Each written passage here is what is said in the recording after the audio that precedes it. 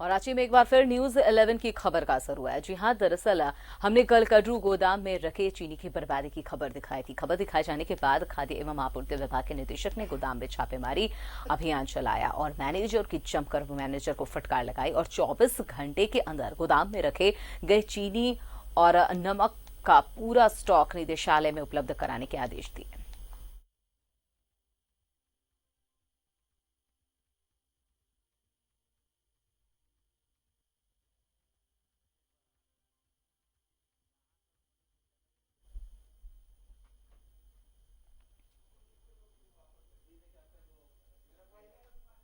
इस पर ज्यादा जानकारी के लिए संवाददाता अजय हमारे साथ फोन लाइन पर जुड़ चुके हैं। अजय, आपने जितनी प्रमुखता के साथ खबर दिखाई और हमने जितने प्रमुखता के साथ खबर दिखाने के बाद जो असर हुआ है वो सबके सामने है।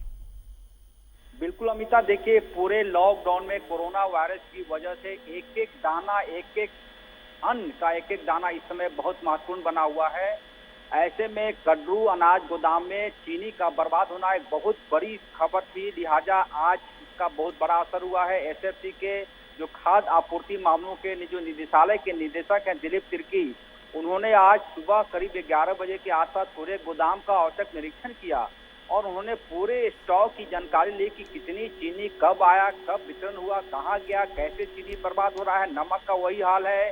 गेहूं चीनी का जो स्टॉक था वो अभी खबर दिखाई गई थी कि कैसे डीलरों को कम राशन दिया जा रहा है। तमाम मामलों पर करीब 2 घंटे तक पूरे गोदाम का औचक निरीक्षण करने के बाद वो लौटे हैं और 24 घंटे के भीतर पूरे स्टॉक की जानकारी उन्होंने मांगी है। और पूरे क्रम की निरीक्षण के दौरान हमने देखा, न्यूज़ 11 के कैमरे ने देखा कि जब कड्रू गोदाम के मैनेजर से पूरी जानकारी मांगी गई तो कई ऐसी जानकारी थी जो उनके पास थी ही नहीं।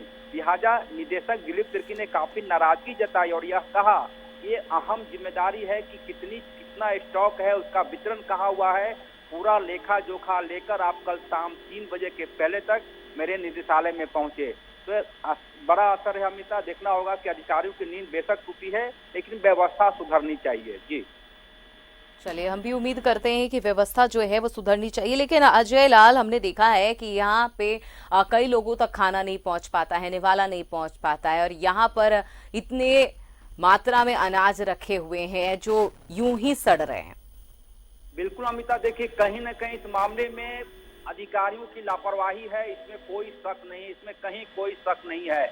ऐसा इसलिए कि नमक का जो स्टॉक है अमिता, लगभग में मुझे लगता है कि 45 से 50 हजार बोरियां रखी हुई है कड्रू गोदाम में, उसका वितरण नहीं हुआ। बावजूद इसके ट्रकों से जो नमक का खेप है उसके आने का सिलसिला जारी है। अधिकारी करते ये हैं कि जो नया खेप आता है उसका तो वितरण कर देते हैं, लेकिन जो पुराना खेप है वो यूं ही पड़ा रह जाता है और फिर धीरे धीरे बर्बाद हो जाता है। होना यह चाहिए था कि जब 35 से 50 हजार चीनी नमक है, लोगों के बीच में इसका वितरण करना है, वितरण नहीं हो पाता है, आखिर फिर लापरवाही किसकी?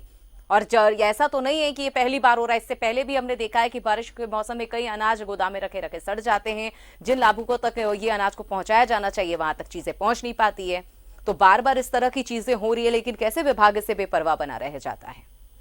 बिल्कुल अमिता, आपने बिल्कुल वाजिब सवाल उठाया। देखिए इसमें कहीं न कहीं अधिकारियों को संवेदना दिखानी होगी और जो बफर स्टॉक रहता है गोदाम में अनाज का, उसका नियम ये कहता है कि आप जैसे ही नया माल आता है उसको अलग रखिए और जो पहले से माल पड़ा है उसका वितरण कीजिए। होता यह है कि जो नया माल आता है उसका तो वितरण हो जाता है, लेकिन जैसे ही पुराने माल को खपत करने की बात होती है, इस मामले में हुआ यह है कि कुछ माह पहले एसएफसी कड्रू गोदाम के एक अधिकारी का ट्रांसफर हो गया, वो यानी कि उनका कार्यकाल रिटायर हो गए वो। तो हुआ ये कि वो उनसे पूरा स्टॉक जो अभी के मौजूदा अधिकारी हैं उनको लेना चाहिए था, लेकिन होता ये क्या है कि पुराने अधिकारी का जो स्टॉक छोड़ा हुआ है कोई भी अधिकारी उसमें हाथ। बिल्कुल अजय लाल, अब हमने आपने खबर दिखा दी है तो अब जाहिर सी बात है कि अब तो विभाग की नींद खुलेगी ही। अब ये रेस भी होंगे, लेकिन जितनी बर्बादी हो चुकी है अब उसको वापस से सही नहीं किया जा सकता है। तमाम जानकारी के लिए शुक्रिया।